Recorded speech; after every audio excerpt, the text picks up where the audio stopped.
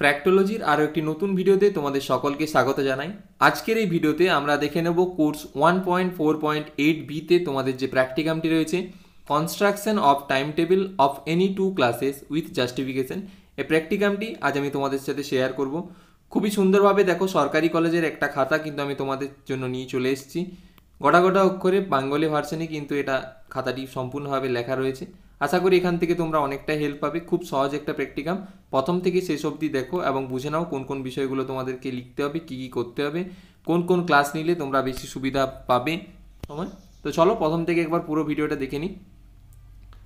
প্রথমে দেখো, তোমরা সকলেই জানো যে কোনো একটা প্র্যাকটিকাম করার সময় তোমাদেরকে একটা সূচিপত্র দিতে হয়, যেখানে তোমার প্র্যাকটিকামটির যে মূল বিষয়বস্তু সেগুলি কিন্তু লেখা থাকে। এখানেও দেখো একটা সূচিপত্র দেওয়া রয়েছে। সেখানে দেখো প্রথমে ভূমিকা, তারপর সময় তালিকা, সময় তালিকা শ্রেণীবিভাগ, সময় তালিকার প্রয়োজনীয়তা বা গুরুত্ব, সময় তালিকার উদ্দেশ্য, সময় তালিকা রচনার নীতি এবং নির্বাচিত শ্রেণীর সময় তালিকা প্রস্তুতকরণ। তো দেখো, এই এতদূর পর্যন্ত কিন্তু তোমাদের থিওরিটিক্যাল পোর্শন, মোটামুটি এটা সবাই লেখার পোর্শন। তারপর তোমাদের যেটা ধরো প্র্যাকটিকাম টাইপের করতে হবে, সেটা হচ্ছে তোমাকে দুটো শ্রেণীর যে টাইম টেবিল সেটা কিন্তু তোমাকে নিজের থেকে বানাতে হবে। তো সেই দুটো শ্রেণী আমি দেখো এখানে অষ্টম শ্রেণী এবং দশম শ্রেণীর যে সময় তালিকা প্রস্তুত করা হয়েছে সেটি তোমাদের সাথে শেয়ার করব। এবং সবশেষে থাকছে তোমার নির্বাচিত সময় তালিকা নির্ণয়ের সমর্থনযোগ্য বিশ্লেষণ, অর্থাৎ যে জাস্টিফিকেশন তোমাদেরকে দিতে হবে সেটা, এবং উপসংহার আর রেফারেন্স সেটা তো থেকে থাকে প্রত্যেকটা প্র্যাকটিকামে। প্রথমে দেখো, প্রত্যেকটা প্র্যাকটিকামের মতো এই প্র্যাকটিকামে একটা ভূমিকা দেওয়া রয়েছে। খুব সুন্দরভাবে কিন্তু এই ভূমিকাটি দেখা রয়েছে, ইন্টারেস্টিংভাবে। শুরুটা একটু পড়ে শোনাই তোমাদেরকে। মানবদেহে হৃৎপিণ্ড থেকে রক্ত প্রবাহ যেমন দেহের সমস্ত কোষকে সতেজ ও ক্রিয়াশীল রাখে, ঠিক তেমনি সময় তালিকা থেকে পরিকল্পিত শিক্ষণ পদ্ধতি সমগ্র বিষয়টিকে শিক্ষা কার্যক্রমকে সচল রাখে। দেখো, খুব সুন্দরভাবে কিন্তু একটা ইন্ট্রোডাকশন এভাবে লেখা রয়েছে। তো পুরোটা আর পড়ছি না, তোমরা আশা করি এখান থেকে এই প্র্যাকটিকামটার যে ভূমিকা সেটা কিন্তু লিখে নিতে পারবে। এরপর সময় তালিকা। সময় তালিকা কী, কোনো একজন বিজ্ঞানী যে সময় তালিকা সম্পর্কে কী বলেছেন সেটা কিন্তু এখানে লেখা রয়েছে। তারপর চলে আসবে সময় তালিকা শ্রেণীবিভাগ। এখানে কি একত্রিত বা সমন্বিত সময় তালিকা হয়ে থাকে, শ্রেণীভিত্তিক সময় তালিকা হয়ে থাকে, শিক্ষক ভিত্তিক সময় তালিকা হয়, সাময়িক সময় তালিকা হয়। ঠিক আছে, তো এই সময় তালিকার যে শ্রেণীবিভাগ সেগুলো কিন্তু তোমরা এখান থেকে লিখে নেবে। তারপর চলে আসবে সময় তালিকার প্রয়োজনীয়তা বা গুরুত্ব। তো কী কী গুরুত্ব রয়েছে? বিদ্যালয়কে সুব্যবস্থা প্রদান করা, এটা একটা গুরুত্ব। সময় ও শক্তির অপব্যয় করা, ঠিক আছে। সকল শিক্ষককে সমান কার্যভার দেওয়া, সেটাও একটা সময় তালিকার গুরুত্ব। তারপরে দেখো, নৈতিক মূল্যবোধের বিকাশ ঘটানো, বিদ্যালয় পরিবেশে শৃঙ্খলা রক্ষা। ঠিক আছে, তো এইভাবে তোমরা কিন্তু সময় তালিকার যে গুরুত্ব সেগুলো কিন্তু তোমরা এখান থেকে লিখে নেবে। এরপর চলে আসবে সময় তালিকার উদ্দেশ্য। সময় তালিকা প্রস্তুতির কী কী উদ্দেশ্য রয়েছে তাকে এখানে লেখা রয়েছে, এইভাবে তোমরা কিন্তু লিখে নেবে। তারপর চলে আসবে সময় তালিকা রচনার নীতি। তো কী কী নীতির উপর ভিত্তি করে সময় তালিকা কিন্তু রচনা করা হয় সেটা তোমাদেরকে লিখতে হবে। যেমন ক্লান্তি ও মনোযোগ বিবেচনা করা, ঠিক আছে। তারপর দেখো, বিষয়ের কাঠিন্য ও বিষয়ের আপেক্ষিক গুরুত্ব বোঝা, বিষয় বৈচিত্র্য। অর্থাৎ দেখো, একদিন যে সময় তালিকা যখন তোমরা প্রস্তুত করবে তখন সময় তালিকাটা কীভাবে প্রস্তুত করতে হবে, ক্লান্তি ও মনোযোগ বিবেচনা করতে হবে। এমন কোনো ক্লাস দেওয়া চলবে না যেগুলোতে শিক্ষার্থীদের ক্লান্তি বোধ হবে, পরপর হয়তো দুটো সায়েন্সের ক্লাস দিলে না। ঠিক আছে, বিষয়ের কাঠিন্য ও বিষয়ের আপেক্ষিক গুরুত্ব বুঝে তোমাদেরকে সময় তালিকা প্রস্তুত করতে হবে। বিষয় বৈচিত্র্য দিতে হবে, অর্থাৎ দেখো একদিনে হয়তো সম্পূর্ণ একটা সায়েন্সের ক্লাস থাকলো না, মাঝখানে আর্টসের সায়েন্সের, এভাবে মিলিয়ে মিশিয়ে ক্লাস দিলে। সময়ের চাহিদা বুঝতে হবে, পিরিয়ডের ব্যাপ্তিকাল, অর্থাৎ মাঝখানে তোমরা একটা 30 মিনিটের ব্রেক দিচ্ছ। ঠিক আছে, শিক্ষকদের মধ্যে কার্যবলীর যথাযথ সমবন্টন, অর্থাৎ রোজ যদি একজন শিক্ষককে ফার্স্ট পিরিয়ডে ক্লাস দিয়ে দাও, তার জন্য তো হয়তো ডেইলি সকাল সকাল ক্লাসে আসাটা মুশকিল হবে।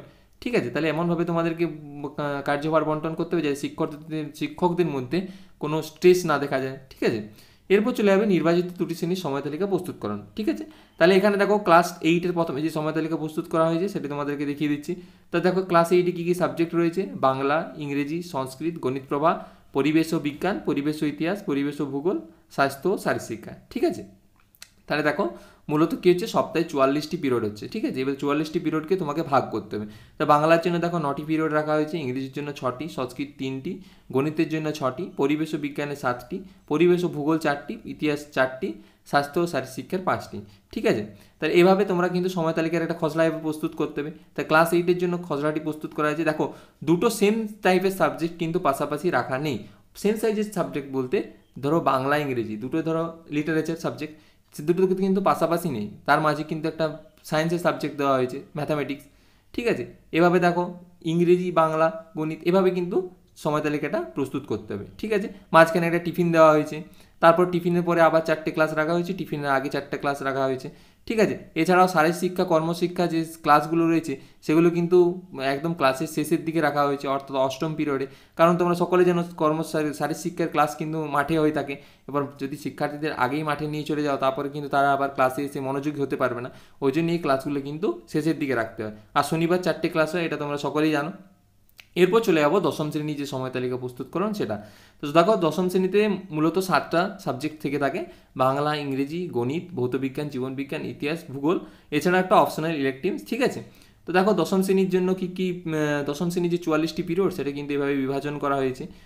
দশম শ্রেণীতে দেখো বাংলার ক্লাস 9টি দেওয়া হয়েছে, ইংরেজিতে 6টি, গণিত প্রকাশের 6টি, জীবনবিজ্ঞানের 6টি, ভৌতবিজ্ঞানের 6টি, ইতিহাসের কিন্তু 5টি, ভূগোলের 5টি, অপশনাল ইলেকটিভের 1টি, টোটাল 44টি ক্লাস কিন্তু রাখা হয়েছে।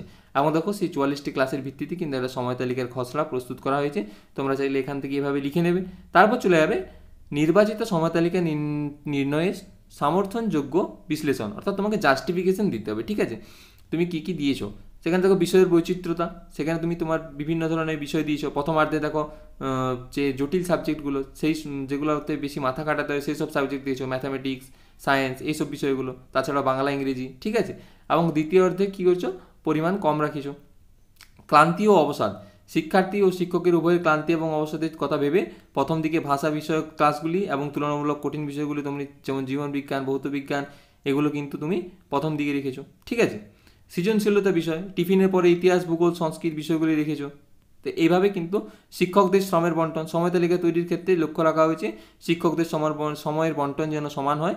এক্ষেত্রে একই শিক্ষকের 2টি পর্যায়ে অন্তর্ভুক্তি একই দিনে রাখা হয়নি। ঠিক আছে। বিরতি, এছাড়াও দেখো একটা 30 মিনিটের কিন্তু বিরতি দেওয়া হয়েছে। তো এইগুলো হচ্ছে তোমাকে জাস্টিফিকেশন।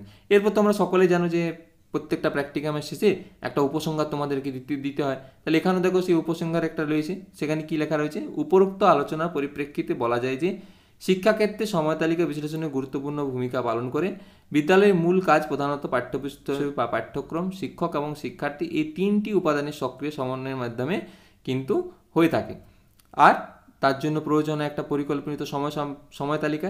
এছাড়া যে কোনো কাজকে সুষ্ঠুভাবে পরিচালনা করার জন্য সময় তালিকার গুরুত্ব যথেষ্ট পরিমাণ রয়েছে, সেটা তোমরা সকলে জানো। তাই বলা যায় শিক্ষাক্ষেত্রে যে কোনো কাজকে সুষ্ঠু ও শৃঙ্খলভাবে কাজ করার জন্য সময় তালিকায় যথেষ্ট গুরুত্ব রয়েছে। তাহলে এইভাবে একটা কনক্লুশন কিন্তু তোমরা দিয়ে দিলে। এরপর তোমরা দেখো তুমি যে জায়গা থেকে প্র্যাকটিকামটা করার ক্ষেত্রে হেল্প নিয়েছো সেই জায়গাগুলো তোমাদেরকে রেফারেন্স বা সহায়ক গ্রন্থাবলীতে কিন্তু দিতে হবে। তোমরা এখানে দেখো যে কোন কোন দুটো বইয়ের নাম দেওয়া রয়েছে। এছাড়া তোমরা যদি কোনো গুগল থেকে বা নেট থেকে বা এই যে ইউটিউব থেকে তোমরা দেখে করছো, তো সেক্ষেত্রে তোমরা রেস্ট্রিক্টেড ফ্রম করে লিঙ্কটা তোমরা দিতে পারো। তাছাড়া এই দুটো রেফারেন্স দিলে হয়ে যাবে। তো এই ছিল তোমাদের দেখো খুব সুন্দরভাবে একটা সময় তালিকার যে practicum time table of any 2 classes, সেটা কিন্তু তোমাদেরকে বুঝিয়ে দিলাম। আশা করি তোমরা এর থেকে অনেকটা হেল্প পাবে। এই ধরনের ভিডিও কিন্তু পেতে চাইলে তোমরা অবশ্যই প্লে লিস্টে চেক করো, সেখানে কিন্তু সেমিস্টার 4-এর সমস্ত প্র্যাকটিকাম কিন্তু দেওয়া রয়েছে। আশা করি তোমাদের ভিডিওটা ভালো লেগেছে। অবশ্যই একটা লাইক এবং চ্যানেলটা সাবস্ক্রাইব করে দিও। দেখা হচ্ছে পরবর্তী ভিডিওতে।